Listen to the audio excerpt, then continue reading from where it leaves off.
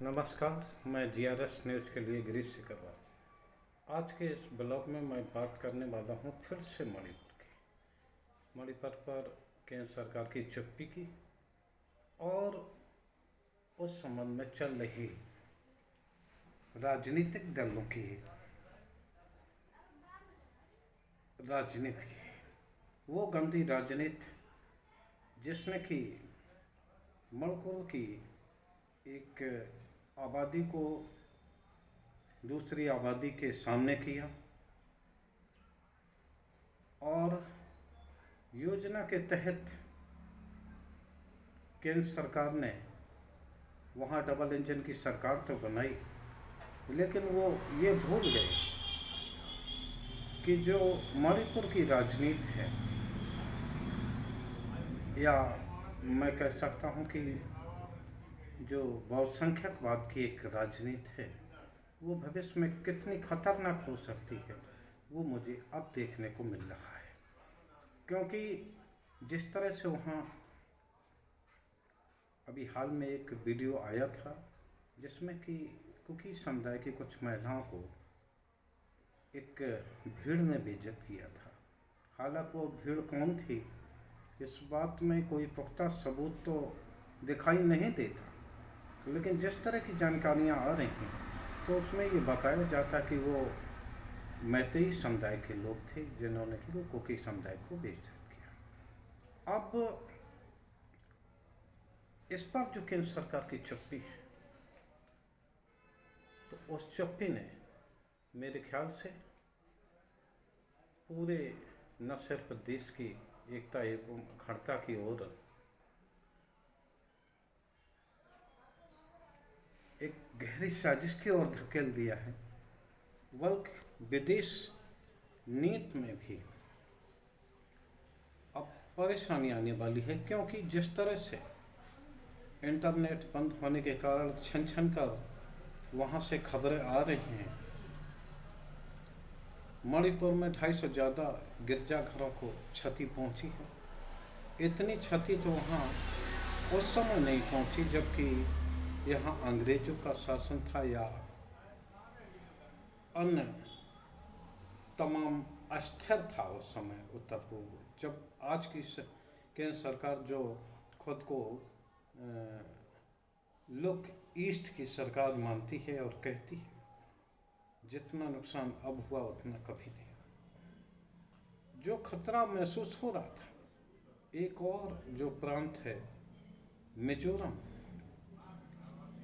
मिजोरम में भी ये बहुसंख्यकवाद की आग लग गई। वहाँ जो कुकी जात के कुकी समुदाय के जो कि अधिकांश लोग ईसाई धर्म जिन्होंने ग्रहण कर लिया है, उन पर जब ये घटना का वीडियो आया तो पड़ोसी राज्य मिजोरम में भी अब इस बहुसंख्यकवाद की आग लग चुकी है। क्योंकि वहाँ की आबादी में करीब 99% जात मिजो ईसाई हैं और उसमें 0.8% लोग चकमा बौद्ध हैं। कुछ उनमें से आबादी हिंदुओं की है और कुछ मिजो के ऐसे लोग हैं जो कि गैर ईसाई हैं। तो लिहाजा वहाँ पर भी वहाँ की जो मिजो छात्र यूनियन है उसने गैर ईसाइयों की गिनती कराने का ऐलान किया है, जिसको लेकर समझा यह जा रहा है कि निश्चित तौर पर जो अल्पसंख्यक आबादी है, जैसे कि आप हिंदू बौद्ध या कुछ भी कह लीजिए, तो उस पर अब संकट के बादल आ गए हैं। केंद्र सरकार की ओर से भी इस बात का वहाँ से हमें संकेत मिले हैं कि वहाँ से इस समुदाय को एयरलिफ्ट कराया जा रहा है और शीघ्र ही शीघ्र उन लोगों को भर के यहाँ पर लाया जाएगा। लेकिन आपको ये देखना पड़ेगा, जिस प्रकार की केंद्र सरकार ने रणनीति बहुसंख्यकवाद की थी, उस बहुसंख्यकवाद ने एक और प्रांत को अपने अंदर समेट लिया। दूसरी ओर देश के भीतर ही आपको ध्यान होगा, झारखंड जहाँ के आदिवासी बहुलता है, वहाँ के मुख्यमंत्री ने माननीय राष्ट्रपति जी को एक पत्र लिखा है जिसमें उन्होंने उनके आदिवासी होने और आदिवासियों पे हो रहे अत्याचार को लेकर सवाल से सरकार से सवाल जवाब करने की बात कही। उन्होंने कहा कि जिस प्रकार से एक योजना के तहत आदिवासियों पर अत्याचार किए जा रहे हैं तो वो खतरनाक है और आपको केंद्र से सवाल करना चाहिए। तो ये जो बातें हमने जितनी बताई ये देश के अंदर की बात बताई हैं कि जिसमें कि खुद की जो सामाजिक समरसता है उस पर दाग लगता दिख रहा है।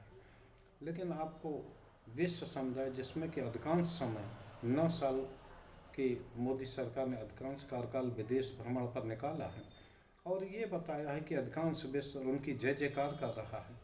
कल वहाँ के ब्रिटेन के संसद विधान सभा में संसद भवन में वहाँ एक तरह से मणिपुर में चल रहे नरसंहार उन्होंने इस संबंध की व्याख्या की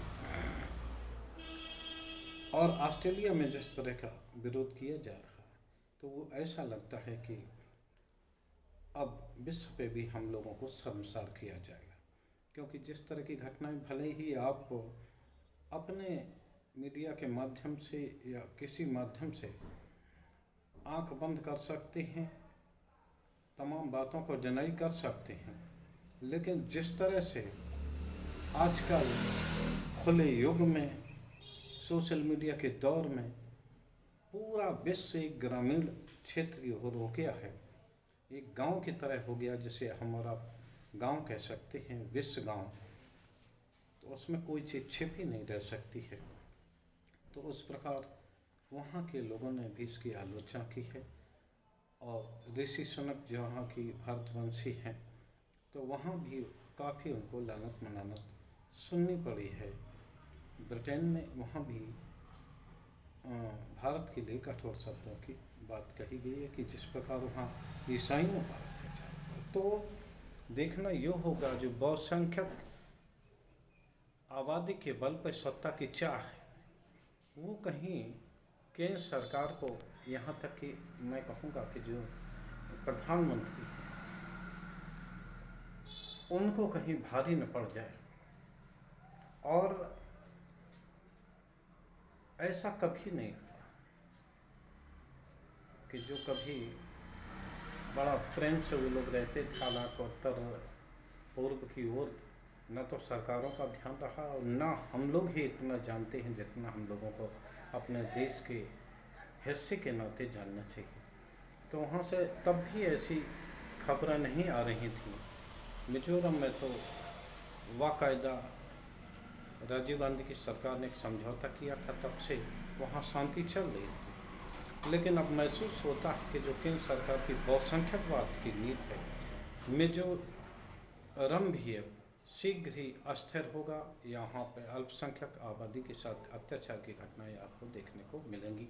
दूसरी ओर विश्व की ओर भी शर्मनाक स्थिति बनेगी। केंद्र सरकार से हमारा निवेदन है कि स्थिति बिगड़े इससे पहले आप केवल इस बात पर डिनाई करने में शक्ति न लगा दें कि राजनीति हो रही है, फलानी पार्टी कर रही है।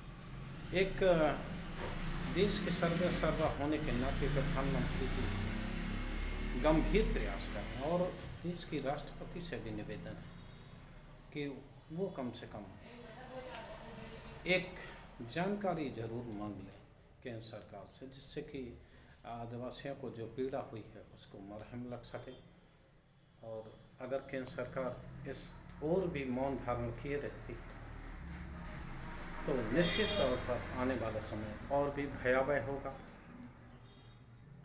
जय हिंद, जय भारत। आशा है कि केंद्र सरकार और माननीय राष्ट्रपति अपने अपने जो उनके क्षेत्र हैं, कार्य क्षेत्र हैं, उनमें सक्रियता लाएंगे, अन्यथा देश का एक और टुकड़ा सुलगने के राह पर बैठा हुआ है। जय हिंद, जय भारत।